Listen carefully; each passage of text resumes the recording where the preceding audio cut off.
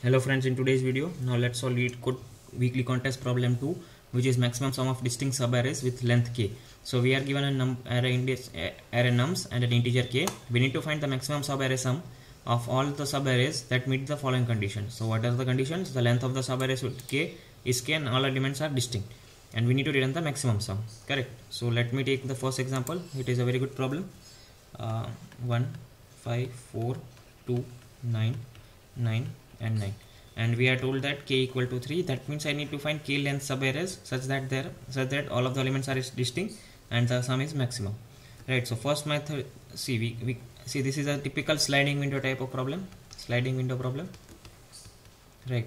Now the trick is that the catch is that how to identify that array has unique elements. How to identify that not array but subarray of length k has all elements unique,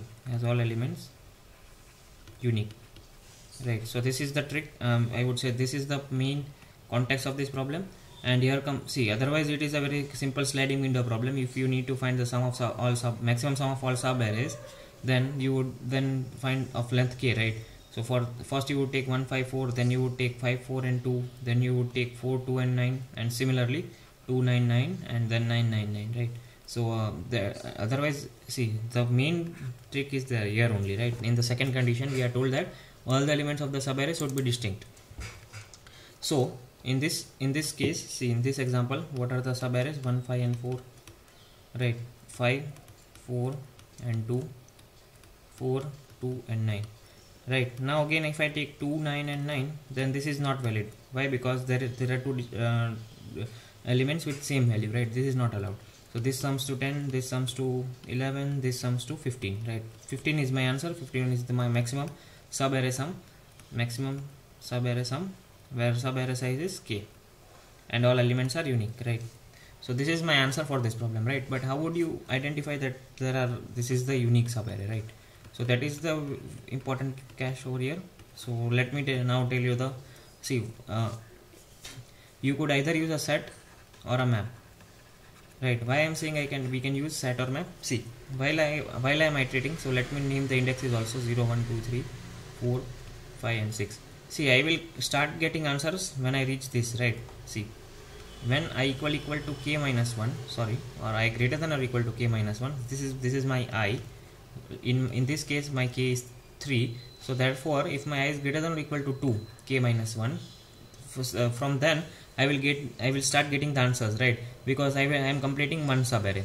At this position I am completing one subarray, then again when I move to next position I am completing another subarray, right?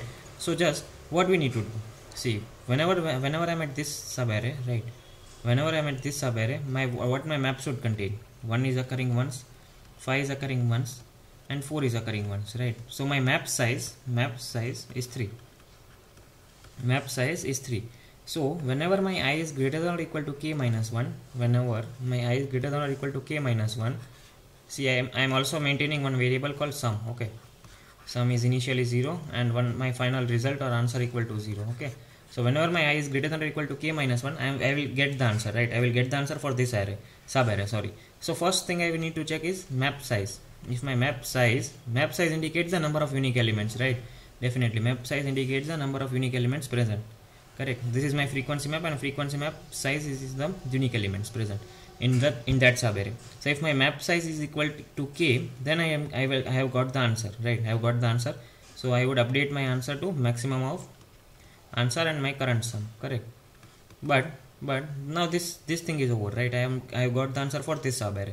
Now when I move to this subarray 5, 4 and 2, I need 1 to be deleted, right? 1 to be deleted. So I would erase it from my map, and then again I would add 2, right? I would add 2, and similarly I will do the same with sum. So initially my sum was 5 plus 4 plus 1 is 10. Now I would decrement my sum minus equal to 1, right? 1 means the first element. So what is this element, right? I need to delete this element. Now my next subarray is this. Similarly with this subarray, like we do in the sliding window problem, right? Let me show you the code, it will move to be more clear then. So I am taking two variables, answer and sum. Actually set is not required, I am just we can use a map also. So map is this, and I'm see at each position I'm incrementing my sum plus equal to nums of I, and I'm incrementing my frequency map, right? Now if my I is greater than or equal to k minus 1, I can get an answer. I can probably get an answer. And how would I be sure that I will get the answer? If my map size is equal to k, that means that there are k distinct elements in that subarray, right? So then I would update my answer, and once I have completed that operation, I would decrement my sum. What I am saying, what I mean by decrementing the sum. Assume that this is the subarray, right? So first I am taking this subarray, so my sum would have been 9, right? Now I am taking care of this subarray, right? That means I need to delete the I minus k plus 1th element. See, what is I? 0, 1, 2, 3. So k is 3. What is I? Now I is 2, right? So I minus k plus 1, which is 0, right? So I need to delete the 0th element, and similarly you will have to always delete I minus k plus 1th element each time you move forward, right?